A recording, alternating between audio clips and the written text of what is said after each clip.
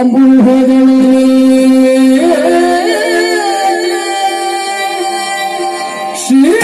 ದುರ್ಗಾಂಬಿಕೆಯ ಬಲಗೊಂಡು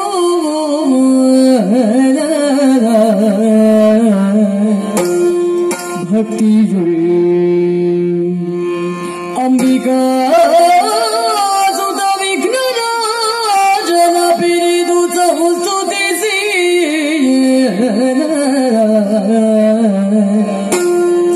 ಅಂಬುನಿಧಿಯ ಆತ್ಮಜೆಗೆ ಕೈ ಮುಗಿದು ಅಂಬುಜಾಸನ ವಾಣಿಯರ ಪಾದಾಂಬುಜಕ್ಕೆ ಪೊಡ ಮಾಡುತ್ತ ವರ್ಣಿಪೆನಿ ಕಥಾಮೃತ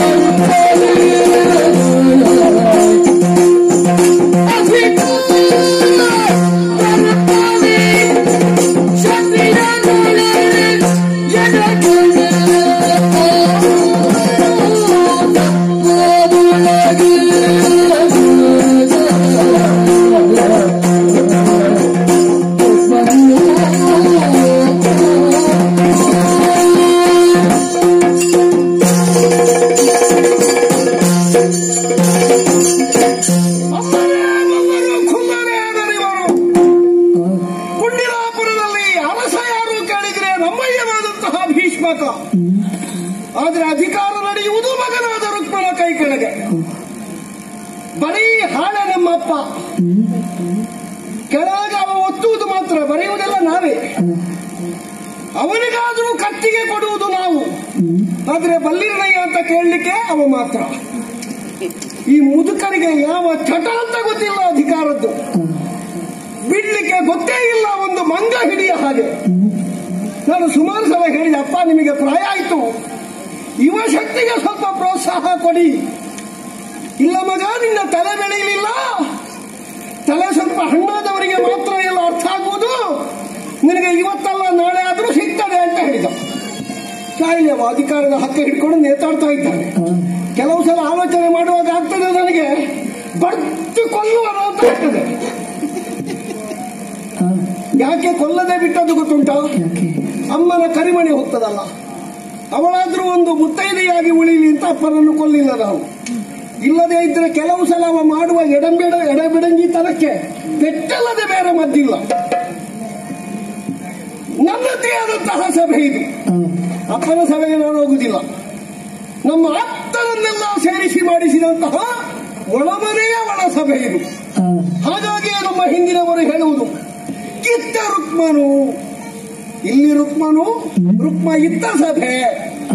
ನಮ್ಮದೇ ಆದಂತಹ ಒಂದು ಕೂಟ ಉಂಟು. ಇಲ್ಲಿ ಬಾಕಿದ್ದವರಿಗೆ ಪ್ರವೇಶ ಇಲ್ಲ. ನಮ್ಮ ಕೂಟಕ್ಕೆ ಯಜಮಾನ ಯಾರು ಕೇಳಿದ್ರೆ ಮಾಗದ. ನಾವೊಂದು 10-27 ಜನ ಇದ್ದೇವೆ. ನಮ್ಮನ್ನೆಲ್ಲ ಒಳಗಿಂದ ಒಳಗೆ ಕೆಲವರೆಲ್ಲ ಹೇಳುವುದುಂಟು ಭಯೋತ್ಪಾದಕರವರು ಅಂತ.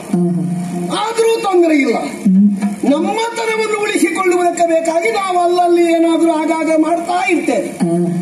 ಅಖಂಡವಾದ ಭೂಮಂಡಲವನ್ನು ನಮ್ಮ ಚಕ್ರವರ್ತಿತ್ವದ ಒಳಗೆ ಮಾಡಿಕೊಳ್ಳಬೇಕು ಎನ್ನುವ ಸಂಚು ನಮಗೆ ಇದ್ದದ್ದರಿಂದಲೇ ನಾವು ಹೀಗೆ ಅಲ್ಲಲ್ಲಿ ಪ್ರತ್ಯೇಕವಾಗಿರುವಂತಹ ಒಂದೊಂದು ತಾಣಗಳು ನಮ್ಮದು.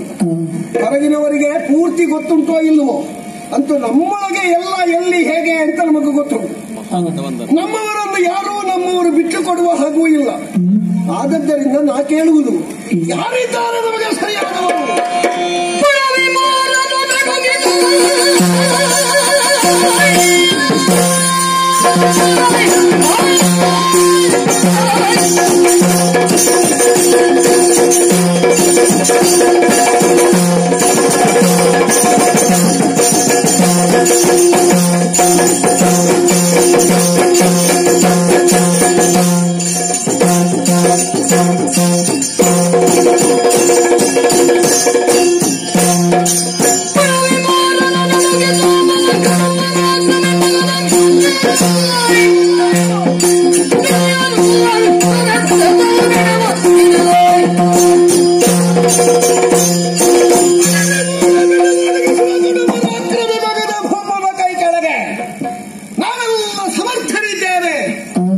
ಯಾರಿದ್ದಾರೆ?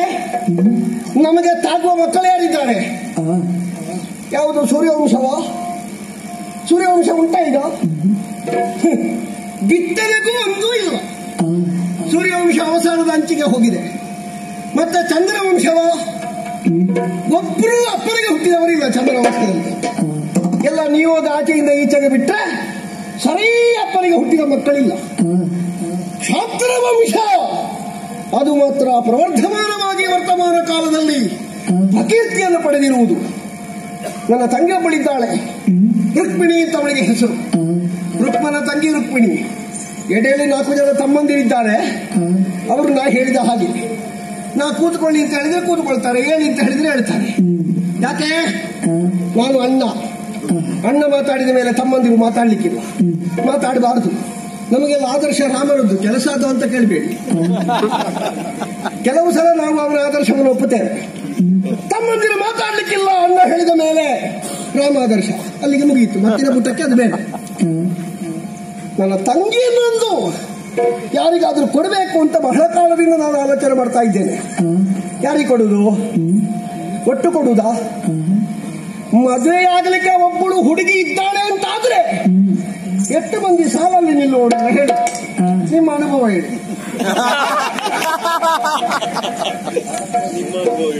ಹಾಗೆಲ್ಲ ಮದುವೆ ಆಗ್ಲಿಕ್ಕೆ ಆಗ್ತದ?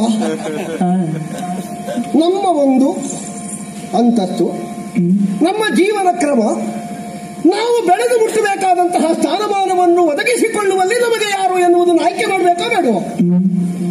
ಹಾಗೆ ನಾನು ಆಲೋಚನೆ ಮಾಡುದು, ನನ್ನ ತಂಗಿಯನ್ನು ಯಾರಿಗೆ ಕೊಡುವುದು? ಕೊಡುವುದು ಶಿಶುಪಾಲನಿಗೆ. ಯಾಕೆ? ನಮ್ಮೊಳಗೆ ಒಂದು ಸಣ್ಣ ಸ್ಪರ್ಧೆ ಉಂಟು. ಮಾಗದನ ಆ ಬದಿಯಿಂದೊಬ್ಬ, ಈ ಬದಿಯಿಂದೊಬ್ಬ, ಬಲದ ಬದಿಯಲ್ಲಿ ಯಾರು, ಎಡದ ಬದಿಯಲ್ಲಿ ಯಾರು ಅಂತ ಒಂದು ಸ್ಪರ್ಧೆ. ನನಗೊಂದು ಬಲಕೈ ಆಗಬೇಕು ಅಂತ ಉಂಟು. ನನ್ನ ತಂಗಿಯನ್ನು ಶಿಶುಪಾಲನಿಗೆ ಕೊಟ್ರೆ, ಬಾವ ನೀನು ಎಡಕ್ಕೆ ನಿಲ್ಲು, ನಾನು ಬಲಕ್ಕೆ ನಿಲ್ಲು ಅಂತ ಹೇಳಿದ್ರೆ ಕೇಳಲಿಕ್ಕಿಲ್ವವ? ಹಾಗೆ ರಾಜಕೀಯಕ್ಕೆ ಹೆಣ್ಣುಮಕ್ಕಳು ಬೇಡ, ಹೆಣ್ಣುಮಕ್ಕಳಲ್ಲಿ ರಾಜಕೀಯ ಉಂಟು. ಹೌದು, ಹಾಗೆ ನಾನೊಂದು ಸಂಬಂಧ ಬೆಳೆಸಬೇಕು ಅಂತ ಇದ್ದೇನೆ. ಹಾಗೆ ಗುಪ್ತಚರವನ್ನು ಅಲ್ಲಲ್ಲಿಗೆ ಬಿಟ್ಟಿದ್ದೇನೆ. ಯಾರು ಏನು ಹೇಗೆ ಅಂತ ಇವತ್ತು ಹೇಳಬೇಕಾದವರು ಇಷ್ಟ.